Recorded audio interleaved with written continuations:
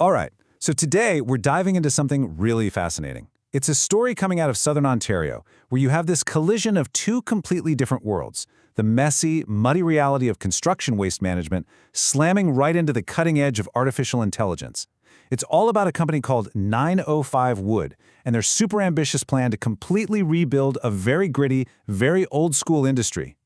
And this quote, man, it just nails it, right? It perfectly captures what we're talking about today. This isn't some clean, easy transition. It is a messy, high-stakes crash where the rough-and-tumble world of a demolition site meets the cold, hard precision of algorithms. So let's get into it. Our first section, trash meets high-tech. We're really going to dig into the debate around this whole idea of a digital refinery. Is this a real tech revolution that could kickstart a whole new bioeconomy?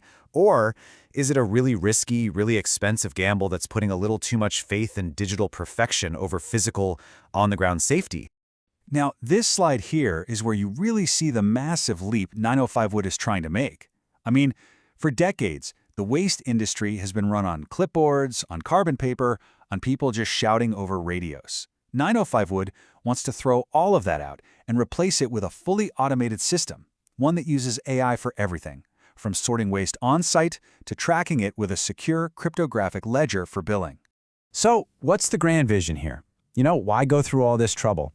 Let's take a look at the argument for why this system is so much more than just a fancy way to rent a dumpster. The advocates see it as the engine for a brand new bioeconomy. So this metaphor is absolutely crucial to understanding their point of view. To them, a big pile of broken 2x4s isn't garbage that you have to pay to get rid of. Nope, it's a raw material, like crude oil, just waiting to be refined. And this digital refinery is the high-tech machine they've built to do the refining. And wow. This just shows you how incredibly ambitious the whole thing is. It's not just one little app. It's a complete 5-layer tech stack. It starts with AI on a smartphone out on some muddy construction site.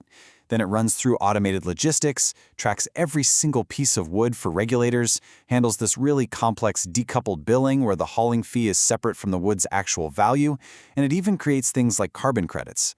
It all ends with a perfect, clean, audit-ready report. And if you ask the advocates for proof, they'll point you right to the numbers. The system's dashboard shows this 98.4% efficiency score, tracking dozens of trucks, all in real time. They argue this isn't just a concept, it's a real, working, frictionless machine that's already out there getting results. Okay, but as you can probably guess, not everyone is sold on this digital dream. Skeptics are saying that this whole grand vision has a huge and maybe even dangerous blind spot when it bumps up against the real, physical world. And this quote from the debates just cuts right through all the hype. Can you really take a regular smartphone, a consumer gadget built for Instagram and texting, and use it as a serious tool for identifying hazardous materials? The skeptics are saying that is a very heavy lift. Which brings us to the million-dollar question, the one that could really poke a hole in this whole refinery idea. Can a smartphone's camera actually see something like arsenic? And right here, this is the dangerous blind spot they're talking about. To a phone camera, old gray wood that's been pressure-treated with arsenic looks exactly, and I mean exactly, the same as old gray wood that's perfectly safe. So the AI looks at it, sees gray wood, and says, yep, that's clean. But the chemical reality could be that it's a potent toxin. If you're only relying on what the camera sees, you could easily mistake hazardous waste for clean fuel. Now, the really cool thing is, the engineers who built this system, they knew this was a problem, and their solution is pretty wild. Instead of trying to make the app smoother and easier to use, they actually did the exact opposite. They deliberately built in roadblocks and alarms, a concept they call intelligent friction. So first off, they had to solve for those connectivity dead zones, right? The so-called basement problem. All the heavy lifting, all the AI thinking, it happens right there on the phone's super powerful Tensor G5 chip. This is what's called offline first edge computing, and it means the system can make a decision in under 2 seconds, even with 0 bars of cell signal. But getting that speed on a phone comes with a trade-off. They use a technique called int8 quantization, which basically makes the AI model a little less precise to make it faster. Advocates will tell you this is non-negotiable. If a busy driver has to wait 10 seconds for a little spinny wheel, they'll just give up and not use the app. But the skeptics fire right back and say, wait a minute? When you're trying to spot something like arsenic, dumbing down your AI just to save a few seconds, that's not a compromise, that's negligence. So how does the system get around its own blind spot? Well, this is just brilliant. It uses more than one sense. The AI isn't just looking at the wood, it's also listening. So let's say the camera sees some gray wood and calls it clean. But then, the microphone picks up the driver's voice note where he says the word deck. The AI instantly cross-references deck with its risk database, knows that old decks are a high risk for chemical treatments, and it immediately overrides what the camera saw. Okay, so the AI has detected a risk. Now think about how a normal app would tell you this.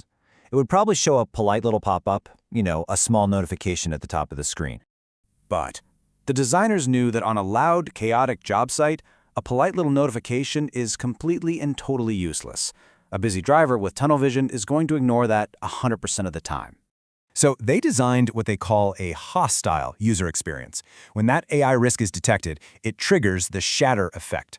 The screen looks like it shatters into a million pieces, a loud, jarring alarm goes off, and this huge red warning takes over the entire phone. It even blasts right through the phone's Do Not Disturb mode. It doesn't just nudge the user, it practically screams at them to stop what they're doing. And this is another perfect example of that intelligent friction. To certify a load of wood, you can't just mindlessly tap a button. You have to hold to seal. You physically press and hold a button for 2 full seconds, and the phone's haptics actually push back against your thumb, trying to feel like you're pressing an old-fashioned wax seal. It forces a thoughtless tap to become a deliberate, conscious decision.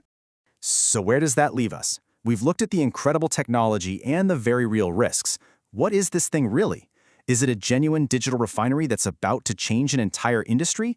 Or is it just a slick, high-tech way to game the system on waste fees? Let's put the two final arguments side by side. And honestly, the whole debate really boils down to this. Is 95 Wood a true digital refinery, using technology to magically turn a liability into a valuable asset? Or is it just a very, very clever logistics and arbitrage machine that uses fancy tech as a way to undercut the competition and cash in on the price difference between clean waste and mixed waste? And this quote, I think, perfectly sums up the skeptic's final take. The smartphone app is an amazing first line of defense. It's like a fantastic triage nurse in an emergency room, quickly sorting out all the easy cases. But the final diagnosis, the actual scientific proof of what's in that wood, that still has to happen in a lab with big, expensive industrial machines. The phone is not the doctor. So we're left with this one last big question to think about.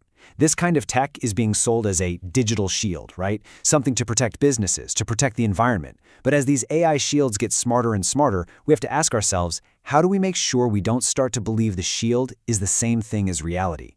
How do we stop this incredible technology from giving us a false sense of security about the messy, complicated, and sometimes dangerous physical world it's supposed to be watching over?